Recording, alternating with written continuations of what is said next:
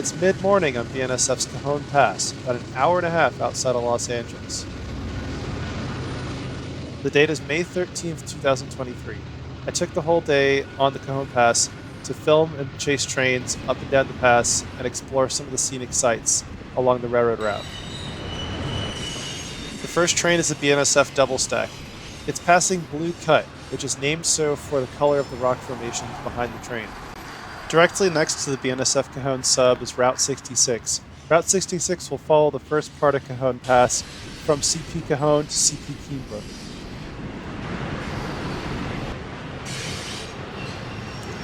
This is part 1 of 2 of both Cajon Pass videos filmed on the same day. This will cover the southern part of the route, some of the northern sections, up to Hill 582. The second part will cover a lot of rare catches at Hill 582 into the afternoon.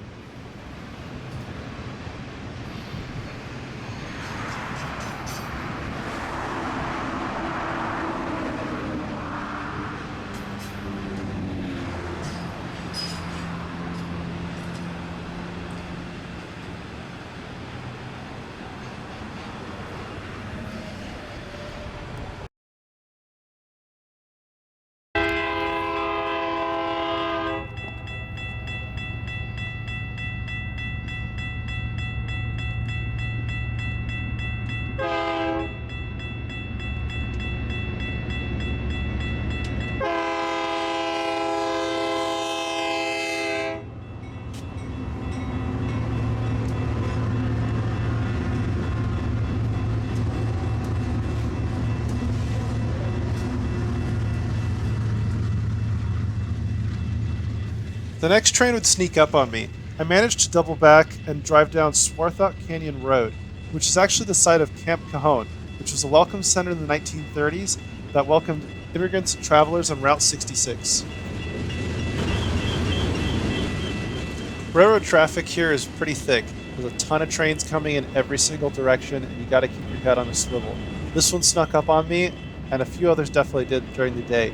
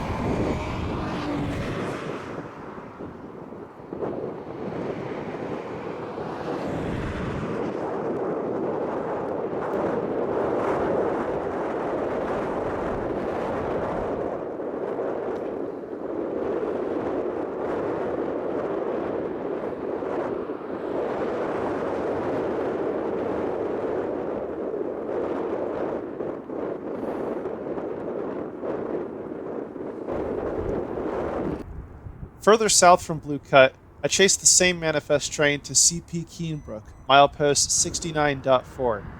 This is the end of the Cajon Pass and is very close to BNSF's San Bernardino yard and the start of the San Bernardino subdivision.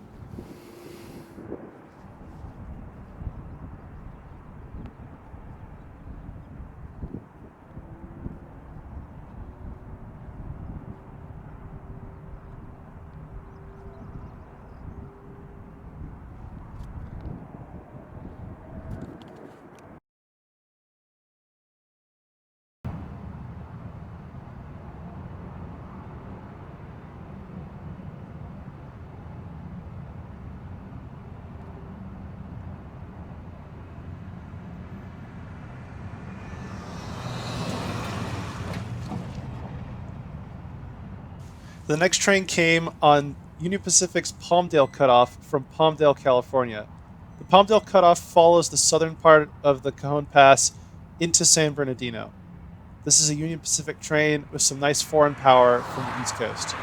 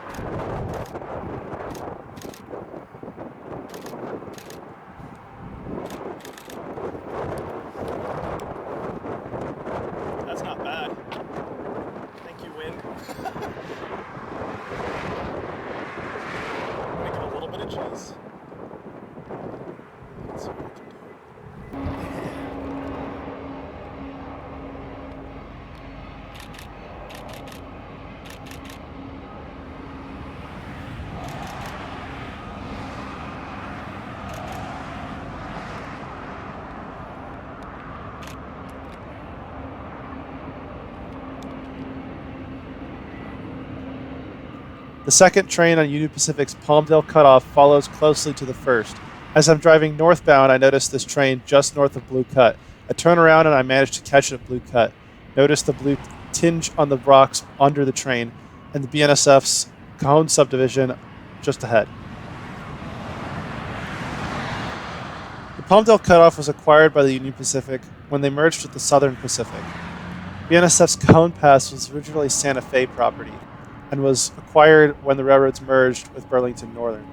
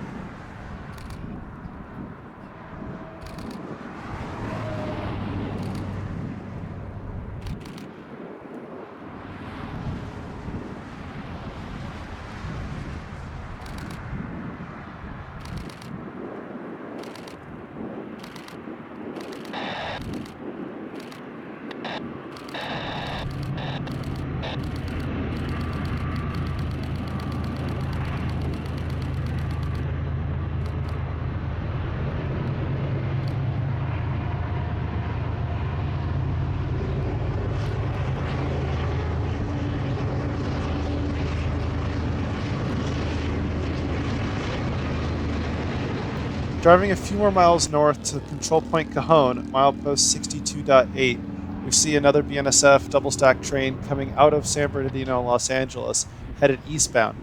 This one with quite a colorful lash-up. The last locomotive is a brand new painted Ferromex locomotive from Mexico, and the second to last locomotive is a blue Leased locomotive. This is the location where the three tracks split, and track number 3 takes a different route through Cajon Pass. Tracks number 1 and 2, where this train is on, will go through Stevens Curve just after CP Keenbrook, while track number 3 will take a slightly more direct route that takes it towards the south and then rejoins at CP Silverwood, milepost 56.6.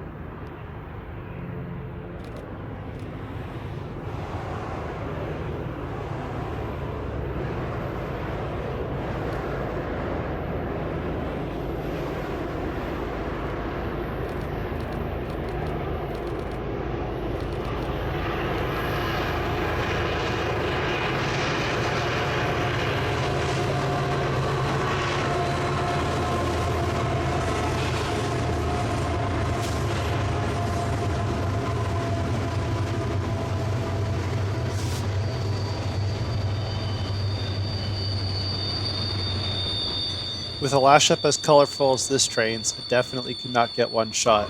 I raced up the road and caught it at CP Summit, milepost 55.9, the summit of the Cajon Pass and the highest point of the route. CP Summit is also where Union Pacific's Palmdale sub connects with the Cahjon sub. Trains can switch between the two as Union Pacific has trackage rights over BNSF's Cahjon sub. This is the furthest north I went during my chasing. All other videos are filmed south of this location. North of here is Hermosa and Victorville, both major locations on the railroad. Further north from that is Barstow.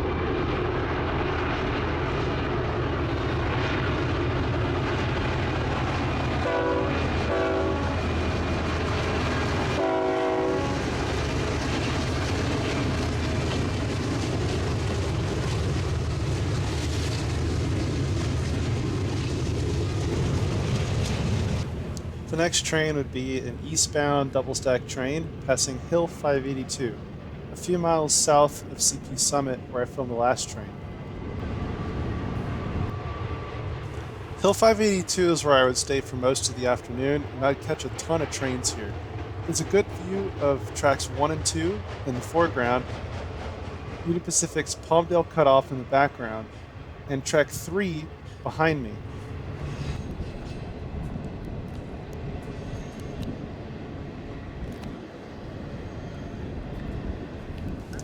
Hill 582 began development in 1992 when a group of enthusiasts began to plant some shade trees on a hill used for train spotting.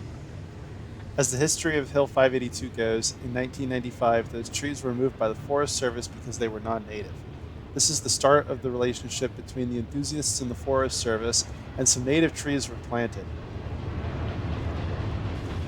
In the years since then, many more shade trees were planted and some gravel pathing was added, as well as a lot of railroad artifacts and plaques commemorating various railroad workers and people involved with the construction of the hill.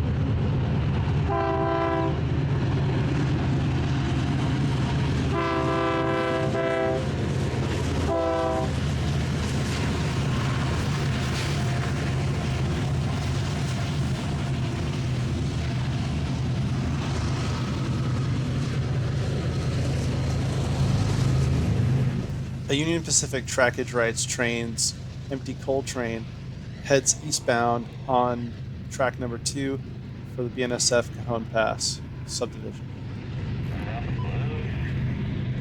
Cajon Pass can see anywhere between 80 to 60 trains per day.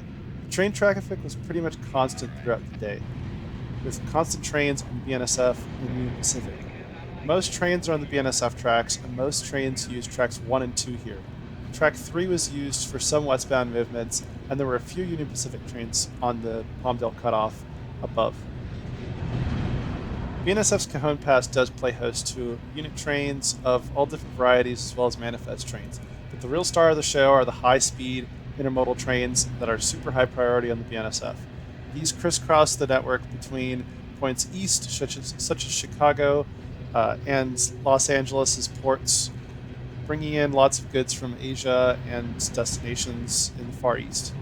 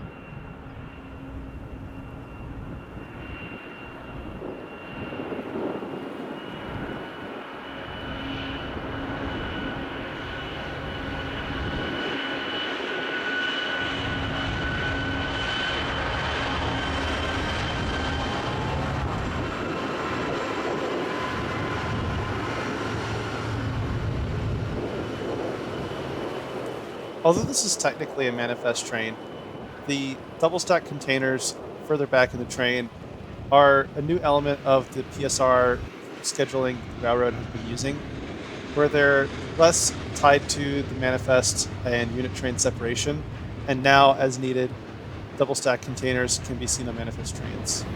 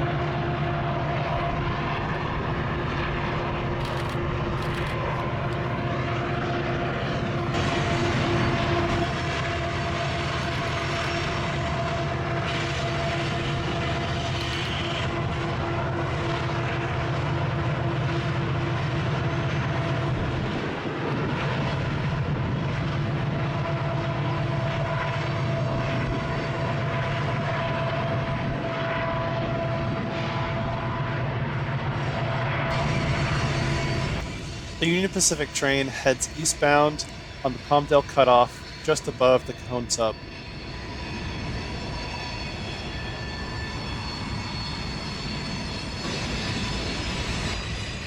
Let's take a moment to talk about how I found trains on this day.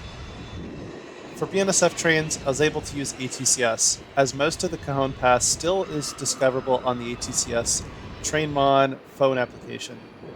On the Union Pacific, I wasn't so lucky, so I used my scanner and relied on defect detectors just north and just south of Hill 582 to know when trains were coming. On the West Coast, I've recently started to use original timetables from both railroads. I was lucky enough to get a timetable from Union Pacific from 1996 and a BNSF timetable from 1990. These are mostly accurate, although they don't show a lot of the new tracks added. They do show a lot of the original mileposts and control points.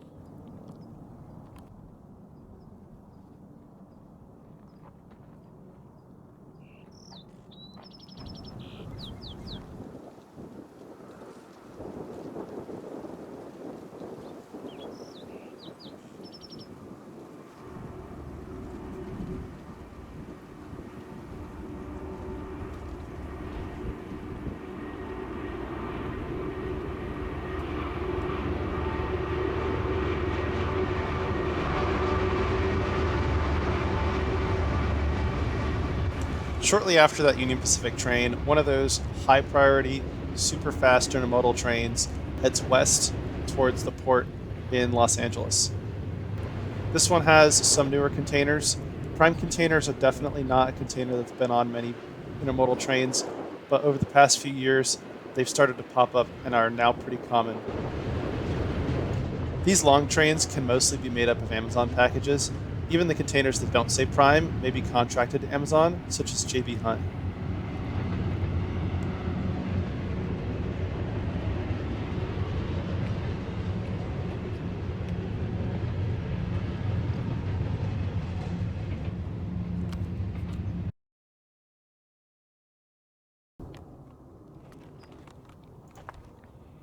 The drive up to Hill 582 is pretty rocky, and my rental car was a Tesla Model 3, so you can imagine how that went.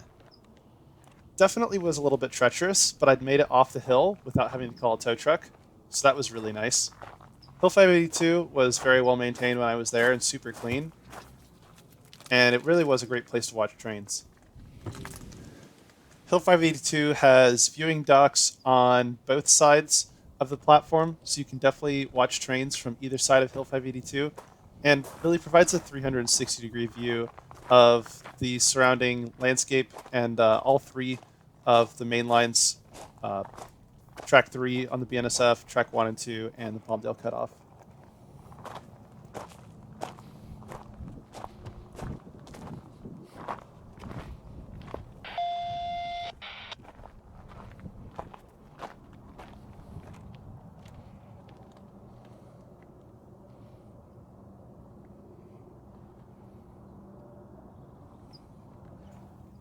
I was pretty surprised to actually meet a few rail fans on Hill 582. If you're watching, hello. Hill 582 is pretty remote, being just outside of Victorville and pretty far outside of Los Angeles, and the drive up is decently treacherous, being mostly off-road, but definitely worth a visit, as it's a really great place to watch trains, and the action is pretty hard to beat in the United States.